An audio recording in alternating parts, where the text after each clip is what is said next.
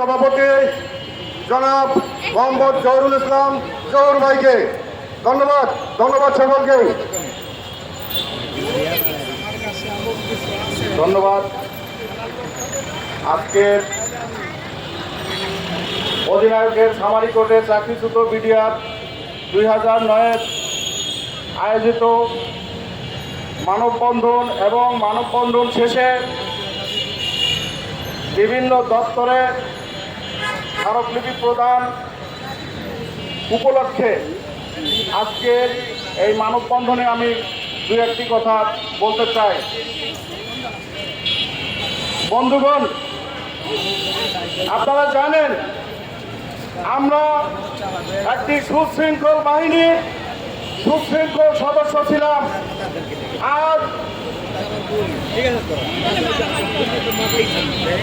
শেখ হাসিনা সরকার আমাদেরকে রাজপথে নামাতে বাধ্য করেছে।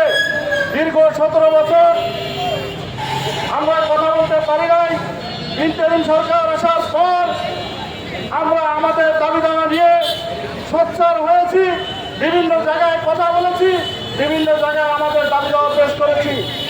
দুঃখের বিষয়, আমাদের আন্দোলনের ফলে ইন্টারিম সরকার যে স্বাধীন তদন্ত কমিটি গঠন করেছিল, দীর্ঘ 11 মাস তদন্ত করে নভেম্বরের 30 তারিখে সরকার প্রধান ইউনূস সাহেবের কাছে জমা দিয়েছেন। কিন্তু দুঃখের বিষয়, এখন পর্যন্ত জনসমক্ষে প্রকাশ করা হয় নাই। তারপর বর্তমান সরকার, আমাদের মাননীয় প্রধানমন্ত্রী জনাব তারেক জিয়া,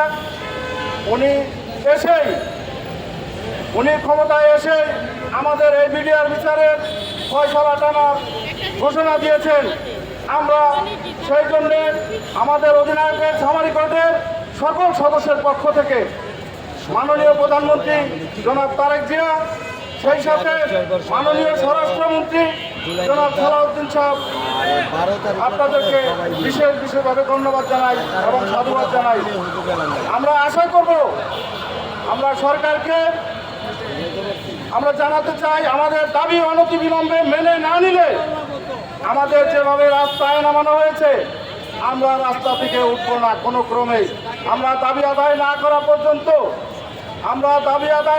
পর্যন্ত আমরা রাস্তা ছাড়ব না।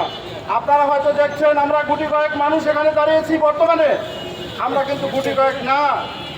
আরও জানেন, আমরা সকলেই ট্রেনিংপ্রাপ্ত সৈনিক। আমাদের মধ্যে অনেকের বয়স আছে। সরকার ইচ্ছা করলে আমরা নিরপরাধ মানুষ, আমাদেরকে আবার বলবেন না সীমান্তে ডিউটি করিয়ে ওই যে বিএসএফ বিডিআরকে যেভাবে ভয় পেত, আমরা চ্যালেঞ্জ করতে পারি। আবার আমাদের নিয়ে গেলে বিএসএফের সামনে আমরা বুক পেতে আমাদের সঠিক দায়িত্ব পালন করব। এক পা পিছপা হবে না, 1 ইঞ্চি মাটি থাকতে আমরা দায়িত্বের বরখেলাপ করব না।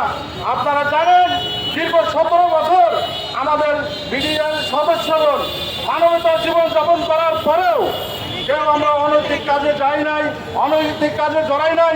দেশের রাষ্ট্রীয় বিরোধী কোনো কাজে আমরা অংশগ্রহণ করি নাই। তার কারণ আমরা সুশৃঙ্খল বাহিনী, সুশৃঙ্খল সৈনিক। আপনারা জানেন, আমি যদিও বলতে চাই না, খবরের কাগজে দেখেছেন বিভিন্ন বাহিনীর লোকেরা অপকর্ম করেছে। বিডিআরের এরকম কোনো দৃষ্টান্ত নাই। আমি চ্যালেঞ্জ করে বলতে পারি, আমরা অনেক কষ্টে দিনাতিপাত করি। আমাদের অনেক সৈনিক আছে, সিকিউরিটি গার্ডে চাকরি নিতে গেলেও তাকে ইন্টারভিউতে যখন বলা হয় 2009 সালে তাদের চাকরি চলে গিয়েছে, তখন নাক ছিটকায়। আমরা আসলে নাক ছিটকানোর পাত্র নই। আমরা হলফ করে বলতে পারি, অধিনায়কের সামারি কোর্টের যে সকল সৈনিক চাকরিচ্যুত হয়েছে, একজনও কোনোভাবেই অপরাধী নয়, কোনোভাবেই দোষী নয়। আমরা সরকারের কাছে, সরকার বাহাদুরের কাছে উদাত্ত আহ্বান জানাই, অনতিবিলম্বে আমাদের এই দাবি মেনে নিয়ে আমাদের আবার চাকরিতে পুনর্বহাল করে এবং দীর্ঘদিন যাবৎ আমাদের যে চাকরির ক্ষতি হয়েছে, জীবনের ক্ষতি হয়েছে, আমাদের সংসারের ক্ষতি হয়েছে, আমাদের সন্তানদের লেখাপড়ার ক্ষতি হয়েছে, তার ক্ষতিপূরণ সহ চাকরিতে পুনর্বহাল করতে হবে। অন্যথায় আমরা রাজপথে দুর্বার থেকে আরো দুর্বার আন্দোলন করে তুলব। আমি সরকারকে হুঁশিয়ার করতে চাই না, তবে আমি বলতে চাই পূর্বের ইন্টারিম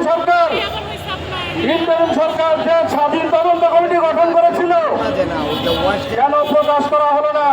দেশের কোটি কোটি টাকা খরচ করে যে তদন্ত কমিটি গঠন করা হলো তা কেন জনসমক্ষে প্রকাশ করা হলো না? আমি বর্তমান সরকারের মাননীয় প্রধানমন্ত্রী দৃষ্টি আকর্ষণ করতে চাই, ইন্টারিম সরকার কেন কোটি কোটি টাকা খরচ করে আমাদের সুরাহা করলো না?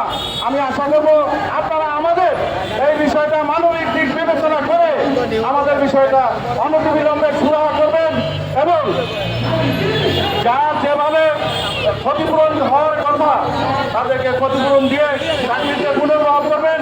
সেই সাথে যাদের বয়স নাই তাদের সকল প্রকার ক্ষতিপূরণের ব্যবস্থা করে পুনর্বাসনের ব্যবস্থা করবেন, সেই আশাবাদ ব্যক্ত করে আজকের মতো মানববন্ধনের এখানেই সমাপ্তি ঘোষণা করছি। আল্লাহ হাফেজ।